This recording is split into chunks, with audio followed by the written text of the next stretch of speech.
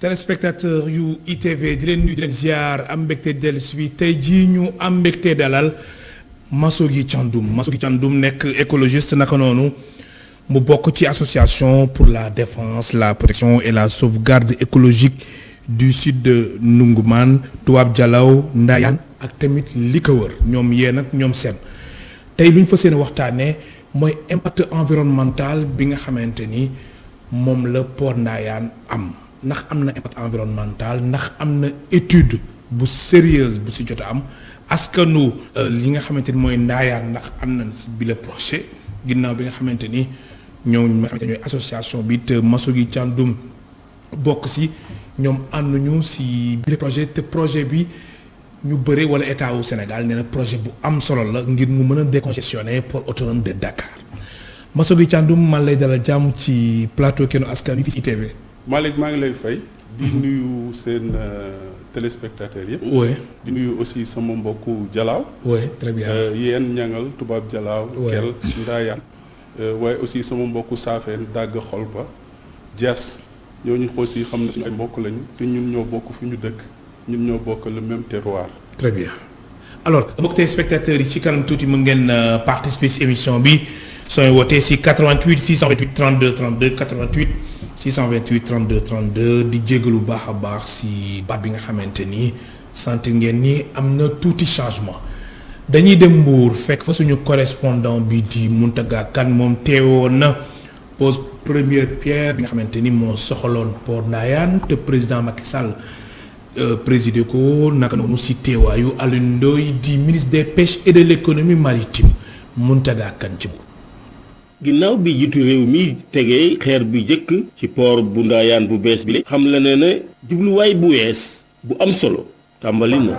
C'est une nouvelle aventure qui commence pour Ndayane et pour le Sénégal. mi xumboon na lool. jërëjëf mbokk Ndayane. jiitu réew mi wax na ne nekk ni jeexital yi nga xamante ni dees na ko am ci port bi bari na lool. Cette vision nous permet de relever 3 défis. Premièrement, ni port bi ñu war a tabax dina am ñetti jeexital bi njëkk moo di wàññi xataayu port autonome bu Dakar ak li ko wër ñaareel bi mooy fexe ba suñu réew mën a bokk ci réew yi gën a taxaw ci wàllu dem ak dikk ci géej bi rawatina ci wàllu international li ñu bëgg daal mooy fexe ba suñu réew mën a am taxawaay bu wér ci wàllu transport marchandise yi ci géej gi ni mu waree parce que du ñu des ginnaaw ci wàllu wile. pour beaucoup la compétitivité du pays. dig na waa gox bi que dina jox seen doom ay liggéey ci port bile. ma leen di xamal ni dinaa bàyyi xel bu baax a baax ci liggéey seeni njaboot seeni doom ci port bi ak métier yi nga xam ni daañu juddoo ci liggéey bu mag bi nga xam ni dana fas yéene def fii. jiitu réew mi président Macky Sall ci kàddu Mountaga Kane bi nga xamante ni moom moo doon faram-fàccee lépp lu jëm ci wàllum pose première pierre bu port bu Ndayane. Massoguy Thiandoum nga nekk écologiste. sa xam-xam màcc ci wàllum environnement. naka noonu nga nekk si bokk si association pour la défense la protection et la sauvegarde écologique Toubab Dialaw Ndayane ñoom yéen ak ñoom seen. port bu Ndayane pose première pierre bi amal nañ ko bëgg dem ci altine gi tombeek ñetti fan si weeru janvier atum 2022. d'abord yow portu Ndayane pose première pierre bi ban lecture nga si amal laataa ñuy xuus bu baax si waxtaan bi yow mi nga xamante ni bokk nga si nga xamante ni ànd nañu si boobu le projet. waaw lecture bi mu ci am mooy pour première pierre bi. dafa nekk lu nga xam ne pour man dafay mandargal suñu tàmbali jaaxle suñu tàmbali njaxare. déedéet ak suñu tàmbali suñu askan muy askanu lébu.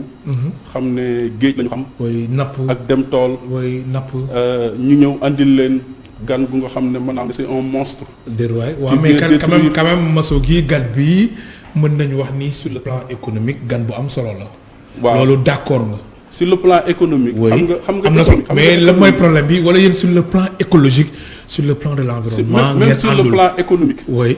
daf ñuy poser problème. ah bon waaw daf ñuy poser problème. sur le plan économique. sur le plan économique si naka parce que bu fekkee ne da ngay def investissement bu nga xam ne c'est un investissement économique. oui dafa am importance nga bàyyi xel ci réalité socio-économique yan nekk fa nga koy defee. te dañu jàpp ne ñun port bi ni ñu ko xalaate ak ni ñu koy defee méngoowul ak ñun suñu réalité socio-économique. méngoowul li tax ma wax ko. mooy wax naa la sànq ne la ñun ay lébu lañu. ay communautés yi nga xamante ne wàllu géej. wàllu napp ak wàllu dem tool mooy suñu liggéey.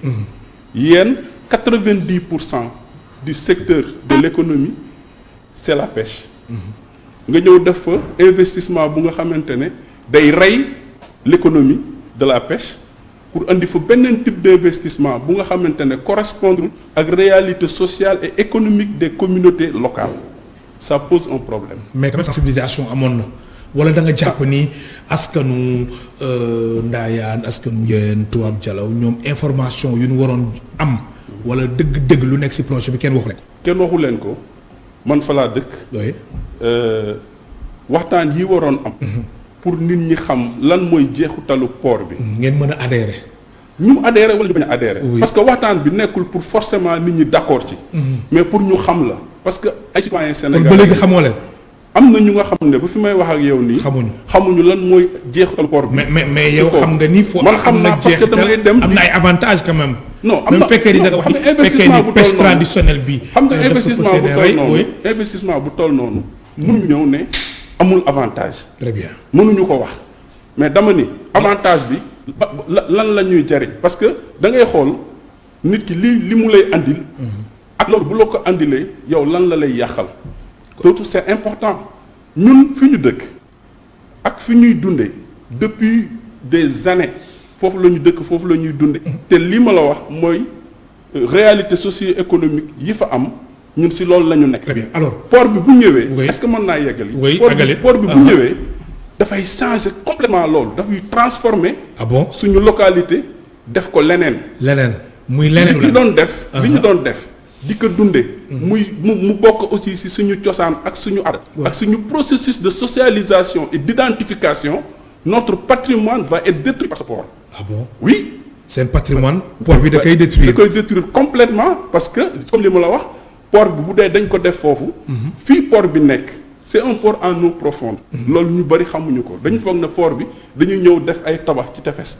le port va être construit sur une distance de 5 à 6 kilomètres dans la mer. dans la mer parce que dañu bëgg ay bateaux tirant de au minimum 18 mètres. donc fu géej gu xóot. lañ koy def. am na solo donc loolu fu ñu koy def fi ñu ko bëgg a def ci géej gi ñun def nañu ay gëstu yu nga xamante ne diggante Sendou ba Somone. am na lu ñu tuddee ay pêcheries traditionnelles mooy fi nga xam ne fa la mooy di dem di nappi. fi ñuy teg port bi dina impacter au minimum 200 pêcheries traditionnelles c'est-à-dire que fu nga xam ne man sama ay mbokk bu ñu xëyee foofu la ñuy dem liggéeyi ñëw bu fa port ba tegoo ñoom dootuñu ko mën te ñoom ay mool lañu loolu la ñuy dundee. kon su ma la déggee bu baax Massoudi Thiandoum moom mooy port Ndayane. baaxul si nappkat yi fa nekk. ni ñu ko xalaatee. ak ni ñu ko bëgg a defee baaxul ci. askanu napp yi nekk foofu. mais fekk ni ñoom baaxul si ñoom ci wàllum lu ñuy suturloo. mais quand même d'accord nga ak man que ni port bi créé na dana créer ay emploi. waaw xam nga d'accord nga loolu piège création emploi.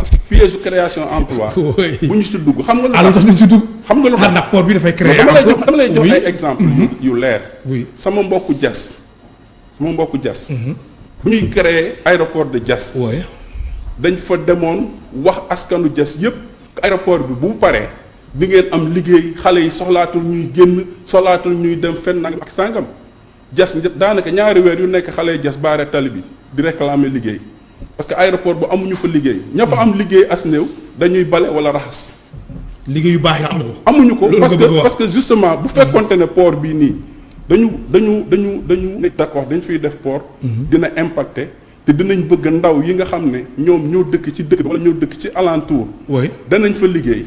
heure bi may wax ak yow nii avant ñuy démarrer ko bi waroon na fekk ñu am ay collaboration avec les autorités locales. loolu jotul am. jël xale yi déjà dugal leen ci ay écoles de formation. loolu jotul am bi démarrer rek.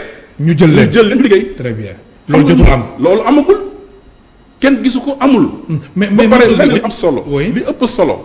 pour ñun mooy port. état bi dafa wax ne état du Sénégal ci loi moom moo wax ne projet boo koy def da ngay war a def une étude d'impact social et environnemental très bien. cette étude là ba fi may wax ak yow. mais ñoom dinañ am nañ étude bu am solo. mais ñun gisuñu ko. gisoo leen étude amul benn étude sérieuse bu am si jëm ci wàllum port bu Ndayane. non suñu collectif envoyé nañu un huissier à la mairie de Ndayane la semaine passée. Oui. à 2 jours de la pose de la première pierre. très bien. Le huissier a constaté qu'il n'y a pas d'étude. Alors que la loi amul dit étude ak port bi nu mu toll lépp. il n'y a pas d'étude en tout cas à la mairie de Ndayane.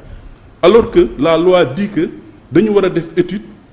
publier ko ba pare mu am sax un débat. avec le public. Oui. mais Massoguy est-ce que autorité yi ñame nañu taxawal port bu toll ci 1200 hectares.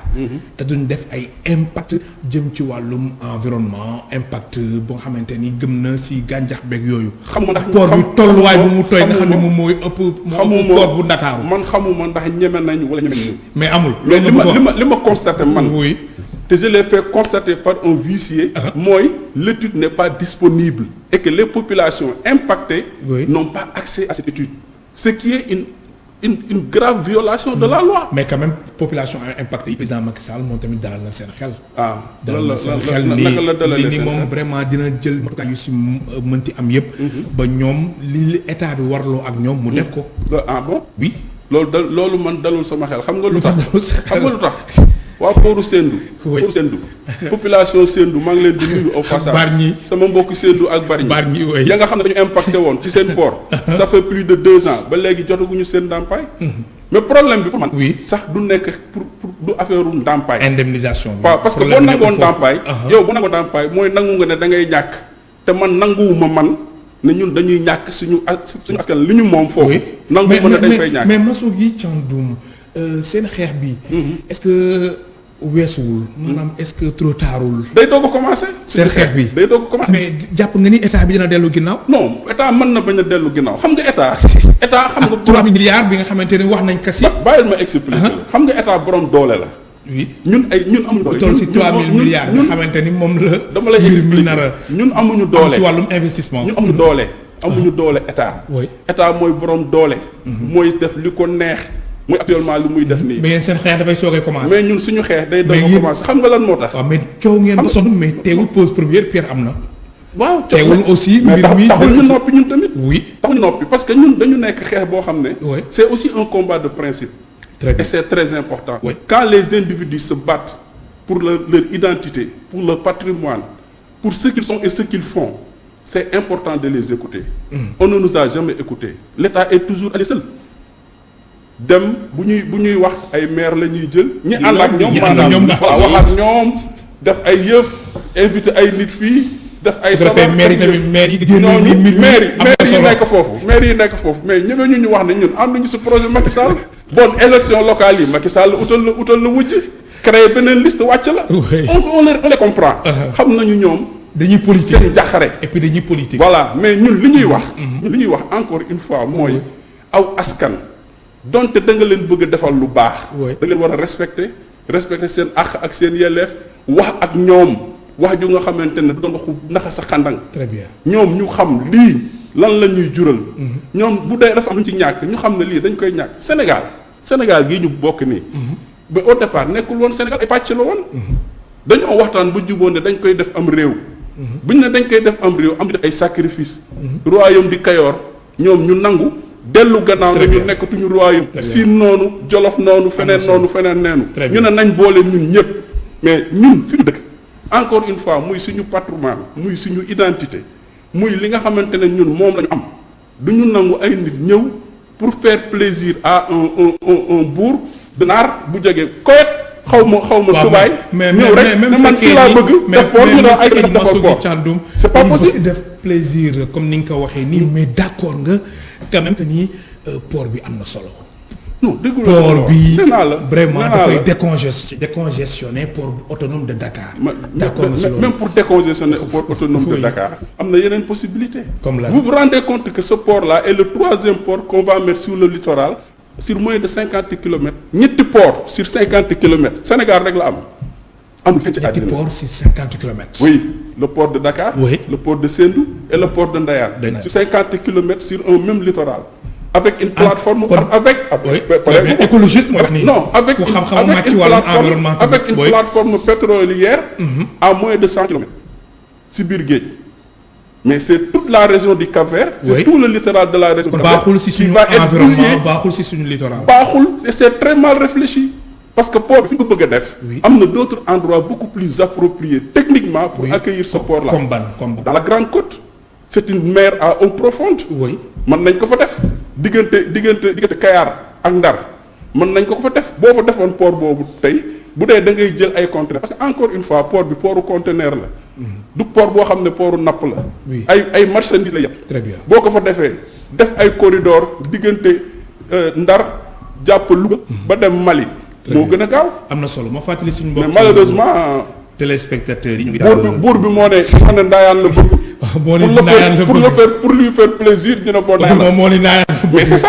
wax nañ ko démb nee nañ dafa doxantu ba foofu rek ne fii laa bëgg ñu jël dafa port y a aucune étude sérieuse et ça c'est dommage pour le Sénégal. ma fàttali suñu mbokk téléspectateurs yi ñu ngi dalal Massogi Thiandoum nekk écologiste membre de l'association pour la défense la protection et la sauvegarde écologique du site de Toubab Dialaw Ndayane et alentour mooy ñoom yéen ak ñoom seen. mu ngeen participer ci émission bi soo wootee ci 88 628 32 32 88 628 32 32 ci complicité Mass Mboup mi nekk ci réalisation bi ak Torodo mi nekk ci wàllum son bi alors ban njeexital la mën a am ci population locale bi. waaw d'abord comme wax naa la sànq ne la. déjà seen activité principale. muy wàllu napp dinañ ko faagaagal. wàllum napp. waaw napp bi. mooy lan pêche traditionnelle waaw pêche traditionnelle. il faut que nga may ma expliquer tuuti. am na solo. gis nga pêche traditionnelle ñun ni ñu ko doxalee. dañu am ay gaal yuy dem géej. gaal ci kër entreprise la c'est une entreprise sociale et économique dans la maison. gaal parce que dans nos maisons dans nos foyers chaque pirogue nourrit au minimum 15 personnes au minimum.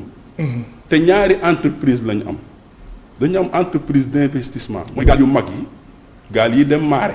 gaal yooyu bu ñu tëmbee.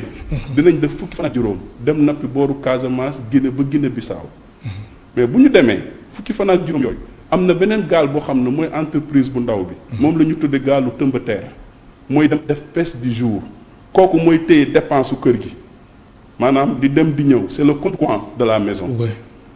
ñooñu ñooy gën a impacté ci port bi ñi ma mujjee wax parce que fi ñu dem di nappi soroyul fii port bi tegu foofu la ñu nar a foofu la ñuy dem di nappi ba fi may wax ak yow.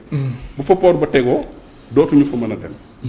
mais port bi bu tegoo foofu it wax naa la ne la c'est un port en eau profonde ci biir géej lay nekk. ay bateau yu mag tirant de au minimum 18 mètres longueur 350 à 400 mètres. bateau yooyu bu ñu ñëwee gaare pour dugg ci port bi def rang fukk yi rek déjà day doon 4 kilomètres ak lu teg. fukk yi bu ñu rangee day doon 4 kilomètres ak lu teg. nga seeg si 6 kilomètres yi nga xam ne moom la port bi di nekk bon gaal bu jógee Dakar gaal bu jógee Soumbédioune. Bargny Yarax Thiaroye Mbao bëgg a dem nappi côté Mbour foog nga teggi au minimum 10 à 20 kilomètres port bi pour mën a egg foofu. mais ça loolu impact mënu ko raw. parce que la ngay frais. ci essence ak carburant. dafay kii beneen bi. nga may ma eggali ko. mooy risque bi. parce que dafa am risque bu rëy. lii ñu nar a def boole portu Sendou portu Ndayane port de Dakar ak plateforme pétrolière fii ça va être une zone à très forte circulation de grands bateaux. fan fii. géej waaw est-ce que léegi ñoom dinañ nangu. bateau yu mag yooyu jaxasoo ak ay gaal yu ndaw ci biir circulation. ça double mais quand même loolu ñoom loolu bàyyi nañ ci xel quand même. étude d'impact bi moo ñu ko war a wan. étude bi moo ñu war a wax loolu yëpp mais étude bi gisuñu ko. loolu moo tax ma ni am na solo pour ñoom ñu génne étude bi wan ñu lan moo ci nekk. bu ko defee ñin ñi mën a xam est-ce que jël nañu en compte préoccupation population locale yi ci projet bi wala jëluñu ko en compte mais ba léegi fi may wax ak yow amul étude. gisuñu étude en tout cas. alors port bu Ndayane di jégalu suñu mbokk téléspectateurs yi nee na dans un premier temps dina am 25000 emplois. mi nga xamante ni moom la port Ndayane. di am Massogi Thiandoum di jégalu bu baax a baax. alors 25000 emplois yooyu léegi nga xamante ni moom la port bi nar a am loolu amagul kenn ki nga xamante ni bokk na ci zone boobu ku ci bokk jamono ji. xam nga amagul kenn ku ñu woo formation amagul dara amul. waaw xam nga déjà bu fekkee ne woon sax dañ ne 25000 emplois. premier temps dans un premier temps. war nañu wax quelle est la typologie des emplois. c'est important. très bien war nañu wax ne 25000 emplois yi. nangam yi ay ingénieurs lañ. yeneen nangam yi ay techniciens lañ du nangam. yeneen nangam yi ay chauffeurs lañ. yeneen nangam yi ay nangam sangam. mais yooyu yëpp dara amu ci. xam nga toog rek def slogan 30 000 emplois 25 000 emplois c'est tellement facile. mais la réalité. et la scientificité doit pouvoir nous dire réellement ñaata emploi lañ et quelle est la typologie des emplois. te emplois yooyu ñu nar a am combien la population locale war a am. loolu mooy un langage de vérité. Très bien. Un langage technique. mais je ne voudrais pas que à un langage scientifique et technique, ñu naan 25 000 emplois on me donne une réponse politique. Très bien. Parce que ça, alors, on n'est pas là pour faire de la politique. Massogi Thiandoum lu jëm ci wàllum Port Ndayane. comme ni nga ko waxee woon léegi nangu nga ni c'est une vision économique. Bien sûr. léegi sur le plan écologique. yow en tant que écologiste. sa xam-xam aussi mat ci wàllum environnement. alors léegi jàpp ngeen ni wàllum écologie wàllum environnement. économie bi daf koy ëpp doole.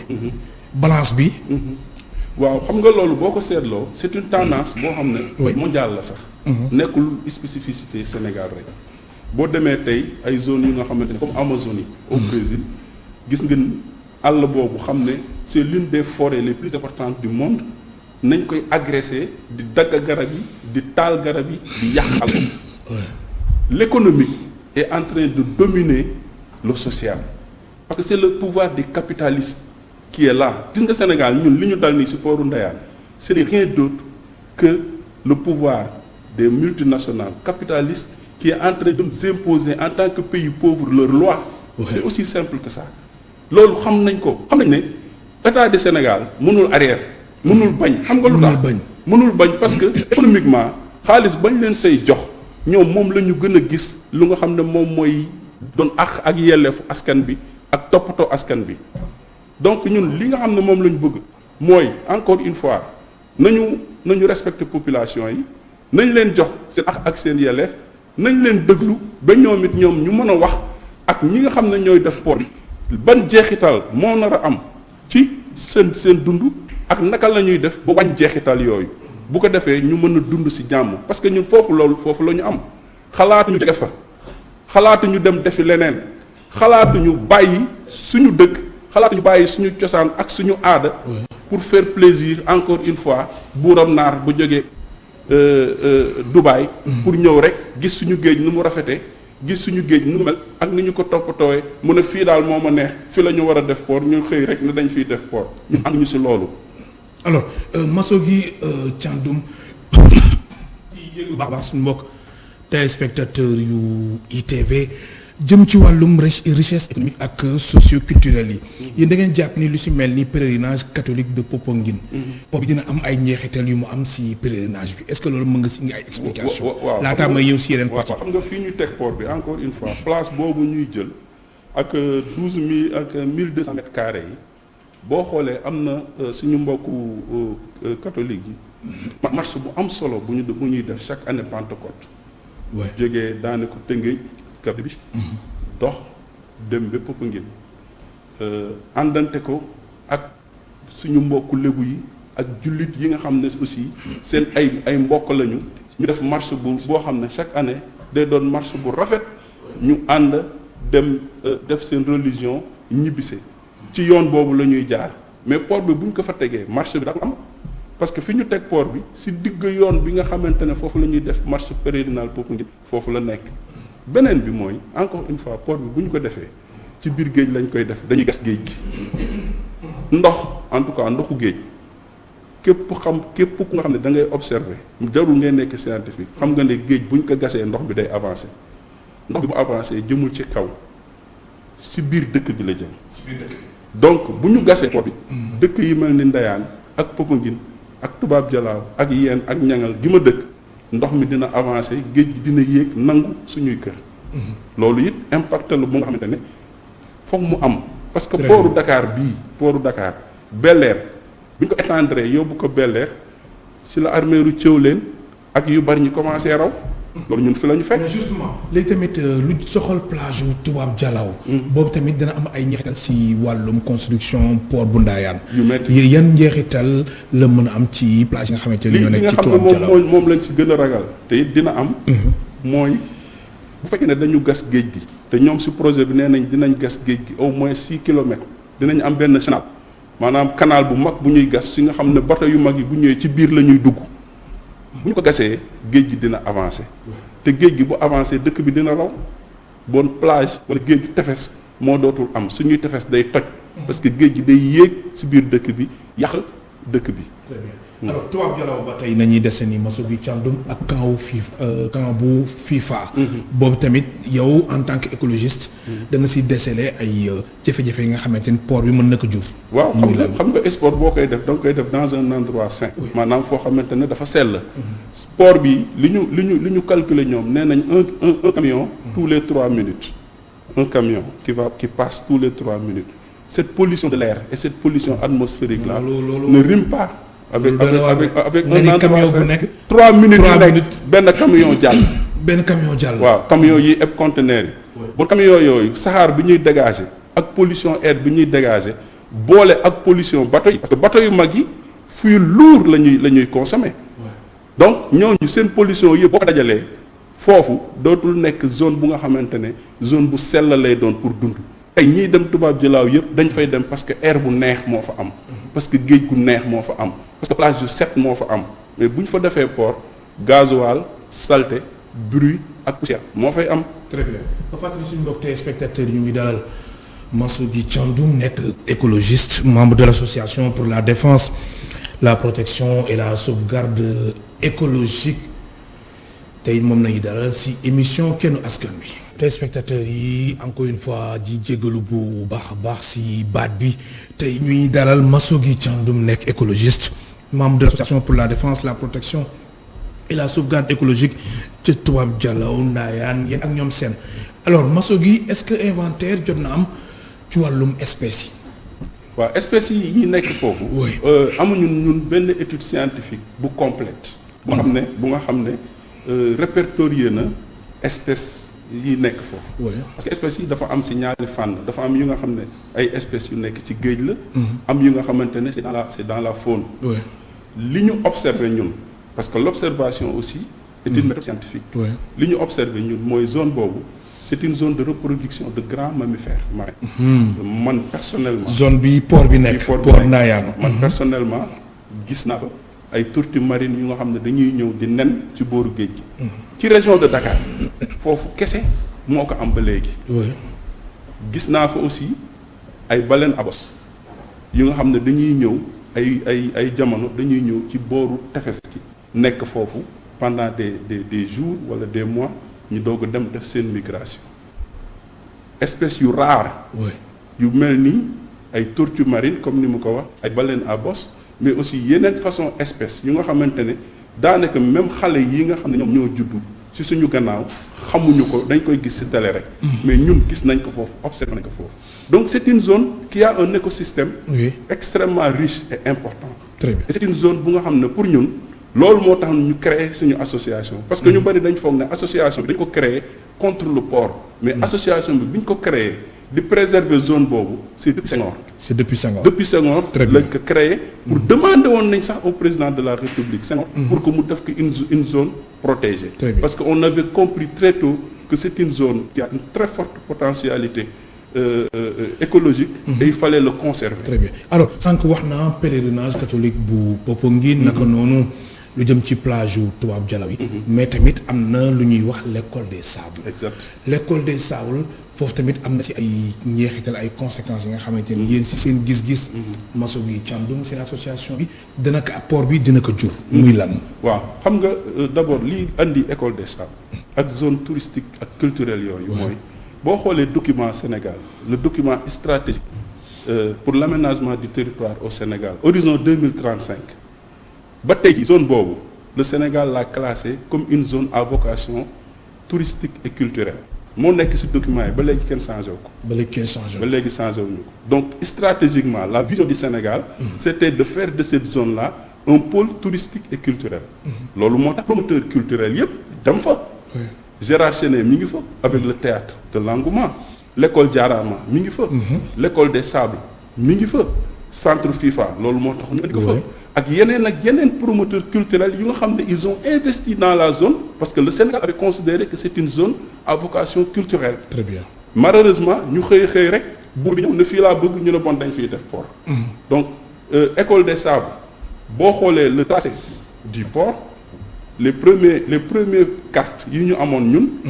école des Sables mu ngi woon ci biir port bi léegi maytu nañ ko boolewuñu ko ci mais dañ ko maytu presque de 10 à 20 mètres. oui amul njëriñ. École des Sables mënul nekk foofu. mu am un port à 10 mètres de l'école des Sables. c'est impossible donc ça va. kon dëgg boobu ça va ça va si seen étude bi dañu daanu loolu nga bëgg a wax. xaw ma dañu daanu xaw ma mais xam naa ne équilibrisme bi bari na. équilibrisme bi bari na te loolu yëpp li ko waral.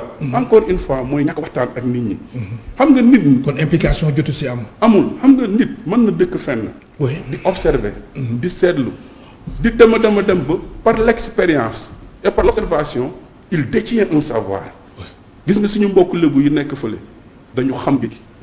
mën nañ la wax suuf si nekk ci tefes gi. ban weer la suuf si di sëkku. ban weer la géej gi di jëlaat suuf si. te loolu ñu ngi ko teg ci calcul yi ñu am ci observation ak courant marin yi ni ñuy demee ak ni ñuy ñëwee. dañ leen war a impliquer. waxtaan ak ñoom nit ñi wax leen ñoom lan la ñu xalaat. bu nit ñi waxee seen xalaat ñu boole ñu ak seeni xam-xam mën nañ def lu nga xamante ne lu jub lay doon. très bien waaye ñëw rek. alors man ingénieur laa maa xam ñii xamuñu dara c'est des pêcheurs ils n'ont rien compris def li ngay def daf lay rattraper. alors ci wàllum infrastructure Port Ndayane. toll si wàllum investissement 3000 milliards. coût bi yow na nga ko gisee. milliards yi Sénégal dañ ko dégg rek. mais port bi daan duñ ko waxee nag quand même loolu dafa laaj ay investissement yu am doole yu am solo dama ne loolu moom mënoo ko contre xam nga c'est pas le premier projet à milliards bi ñu waxal Sénégal. oui mais l'impact pour les populations. oui man moom laa gisagul ci projet yi ñu fiy tudd nii yëpp. bon moom laa gisagul non dama ko gisagul xam nga dëkk bi boo ko seetloo Sénégal surtout les jeunes. bu fekkoon ne Sénégal projet yi ñuy wax ay milliards yëpp. am na impact bu baax ci jeunes yi bon kenn du jël gaal di dem di xaru ji te bés bu jot ñuy jël gaal dañuy yokk. mais quand même am na ay jeunes yi nga xamante ne ñu ngi ci biir projet bi. gisuma jeune peut-être jël ñëpp mais quand même am na ay jeunes yu ci bokk. gisaguma jeune loolu kay maçon yi mën am nga fu nga xam ne waxuma port. mais fooy tabax néegu ñax sax case dina am main d'œuvre di nga dem jël ay nit liggéey loolu kenn weddiwu ko. mais impact. mooy lu nga xamante ne day nekk dans la durabilité.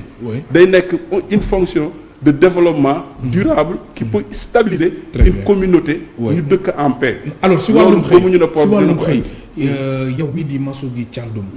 askanu Tubaab Jalaaw askanu Ndayane yéen ak ñi wër côté yooyu yëpp. ñoom si sa gis-gis yan formation nañu war a def ngir mën a liggéey ci port bi. mais bépp formation boo xam ne war nañ ko mën a def parce que port dafa am ay fonctions. oui fonction yi nga xam ne moom la port di def des fonctions logistiques. mën nañ am former ay ingénieurs mën nañ former ay logisticiens mën nañ former ñoo xam ne dañuy liggéey dans le transport dans le commerce et cetera loolu du problème parce que jeunes yi dëkk foofu. ay borom xam-xam lañ man mi foofu laa yaroo fa laa jàngee fa laa màggee. j'ai mes diplômes. donc du jàng mooy doon seen problème ñoom. mais encore une fois dama ni loolu dañ koy organiser. bu fekkoon ne port bi dañ ko jaaral fi ñu ko war a jaarale def si liñ si war a def heure bi waroon na fekk ñun suñuy ndaw mais di pré génn si seen i diplôme. mais Massougui man mënuma gëm sur le plan de l'économie. wala mbir mi du am impact économique man gëm naa ni askanu Ndayane ak ñi ko wër. dinañu gis si projet bi. non dama ne la. waxuma ne du am impact économique. waaw mais xam nga boo ne impact économique. loolu lan la jaral. bu fekkee ne dafay am impact économique boo xam ne man day nasaxal sama askan. day exterminer la communauté lébu yi fa dëkk. jaraluma ko. tu penses. mais bien sûr. lébu ni mbir mi day àgg ba foofu. fa la jëm xam nga lu tax. ñun ñaari yëf la ñu am. 2 piliers fondamentaux. oui pour la culture lébu. et le développement des communautés lébu. mooy day dem géej parce que ay mool lañu. suñu tool suñuy àll ñu jël suñu 1200 hectares suñuy tool jël suñu géej léegi ñun nan la ñuy def koo xam ne ñaar yooyu mooy liggéeyam tool ak géej 1200 hectares du fu caaxaan. ñu jël sa 1200 hectares nangu sa géej yow lan ngay def c'est que ni ñu koy doxale moo nar a ñaaw parce que dañ ñu nar a génne si fi ñu dëkk te duñ ñu wax sax yéen génne leen. Très bien. dañuy nar a dem ba ñun xam ne fii mënatuñu fi toog. Très bien. di jël suñuy bagage dem. loolu nag laa la wax ne loolu loolu doo leen ko nangu. duñu ko mas a nangu. maanaam yéen foofu ngeen dëkk foofu ngeen di fa la toog. ñu dëkk fa la ñu fekk baax Très fa bien. la ñuy toog. ba yàlla fekk ñu fa. très bien alors léegi yéen seen perspective lan la ci wàllu xeex bi combat bi. comme nga- yàgg ngeen kaas yàgg ngeen coow. Xam nga- mais pose première pierre am na te mbir bi waaw, xam état nga- bi fas yéene aussi dellu. xam nga déjà port bi porté nañ ko plainte porté nañ plainte état du Sénégal ak Dubai Port World ak port de Dakar. le procès est en cours. oui loolu te dinañ gëm ko ngeen di ngeen si am ndam. bu ñu ci amee ndam ak bu ñu ci amul ndam dañu continuer xeex parce que am nañu yeneen moyen de xeex am na yu nga xamante ne mënuma ko wax fii parce que dama ko séq ay nit yu nekk Sénégal ak yu nekk bitim réew lépp lu nga xamante ne ñun mën nañ ko pour xeex port bi sur le plan légal dinañ ko def même bu bateau yi commencé yëgse di ñëw di wàcc ay conteneurs du tere ñun ñu continuer di xeex parce que c'est un combat de principe c'est le combat d'une identité et c'est une cause noble pour une communauté qui s'est battue pour que le Sénégal existe cette communauté-là ne mérite pas d'être exterminée mais Massogi est-ce que nguur gi am na intérêt. jëlee fa askan wi comme li nga wax léegi ni ñoom dañ fay ñëw ak port bi su ko defee yéen ngeen mën fa jóge mais est-ce que du contraire bi. du nguur gi fexe yéen ba ngeen gis. du nguur wala gi. yow naar bi ngay wax. du góor gi buroon naar bi la buroon naar bi moo ñëw ne man fii la ma bëgg ña ne ko bon fii dinañ la fa defal ko li mu bëgg Man daal en fait gis- ce moom- port là moom- ce moom- port là moom- oui, au-delà gis- des aspects économiques Oui. c'est juste une dépense de prestige pour Dubaï quand vous a- quand oui Dépense de quand prestige vous pour analysez Dubaï. quand vous analysez la pyramide de Maslow oui. quand vous analysez la Ouais. pyramide de Maslow, vous verrez que Dubaï n'a pas besoin de ce port-là en réalité. Mais c'est une dépense de prestige. Dubaï vous montre au monde que Dubaï a réussi, que Dubaï est un symbole de réussite, qu'ils ont de l'argent, qu'ils ont des pétrodollars et qu'ils peuvent se pavaner à travers le monde oui. en Dem fu leen montrant neex. un port Muy Sénégal ak fépp. Exactement. C'est juste ça. C'est juste ça. Mais Dubaï n'a même pas besoin de ce port. Mais Dubaï Port World, nous avons fait port de Dakar. Oui. Qu'est-ce qu'ils ont développé dans le port de Dakar? Pour montrer qu'ils ont des ambitions, ils n'ont absolument rien développé. Il a fallu que borom naar bi ñëw la promeneau ba tubaab jalaaw ndeyaar gis fi mu nekk rek mu ne fii la mais ko port mais ñu parce ne que danañ la defal port bàyyi naar bi nag. ah buru naar bee ko moom de mais moom bëgg-bëggam la wax rek. bëgg wax oui bëgg am la wax Oui. yor dooleem ak xaalisam ñun suñuy dirigeant waroon a am respect bu toll ni ñu ne ok kii même li mu bëgg bu fekkee ne mën nañ si ànd ak moom askan ma fa dëkk nañ si waxtaan ak ñoom ànd si ak ñoom mais kenn deful loolu Kenn deful loolu. ñun dañu xëy rek gis ay décret Oui. ñu ne non fii léegi c'est un port bon vous voyez on va vous dédommager naa nga ma ki sàngam mais quand même dédommagement bi dina am indemnisation bi dina am. xaw ma ndax dina am xaw ma du am waaye ku bëgg xam ndax dina am wala déet laa jël waa Sendou ak waa Bargny man daal loolu laa ci ñoom mën ñu a ngi wax xaar ba léegi. waaw ñoom ñu ngi xaar ba léegi terminal gisaguñu dara waaw maa lay gërëm bu baax di la sant sa dernier mot Massogi Thiandoum. xanaa di leen gërëm di leen sant Oui. encore parce que may ngeen ñu au moins occasion ñu mën a wax suñu xalaat oui. ñi ñu ko seexal nangu ñu déglu nangu ñu wax ak ñun ñu ngi leen di woo aussi ci waxtaan ñu ngi leen di woo ci waxtaan parce que nag dëkk bi ci la ñu bokk nag Sénégal gii Waaw. ci la ñu bokk ay citoyens te sénégalais doo leen fa jóge. kenn mënuñu fee jële Très bien, te am na kenn solo. mënoo tey li ñu xalaat nu wax ko surtout bu fekkee ne dañuy défendre suñu askan gis nga man askan yéen gële ñangal yéen tubaab jalaaw saafeen lépp lu nga xamante ne seen soxla la ci lay nekk tey ci lay nekk ëllëg parce que doomu foofu laa aw ma droit sama askan soxla sama askan nekk ci njaaxare ma gis loo xamante ne sama askan lii baaxu ci ñoom ma noppi j'aurais trahi mes parents j'aurais trahi mes grands-parents j'aurais trahi ma communauté je ne le ferai jamais et je me battrai pour ce port-là je me battrai contre ce port maa lay gërëm baax di la sant merci beaucoup mu nekkoon Massogi Thiandoum écologiste bokk ci association pour la défense la protection et la sauvegarde écologique du sud de Toubab Dialaw Ndayane et alentour mbokk téléspectateurs yi encore une fois ñu ngi jéggalu baax a baax si baat bi amul seen fay Mass mu nekkoon ci réalisation bi tamit ki nga xamante mooy Benoît si son bi ki nga xamante ni moom moo di Toro de Mossi nekkoon ci caméra yi Augustin Mandan amul seen fay jàngeen jëf. Merci beaucoup.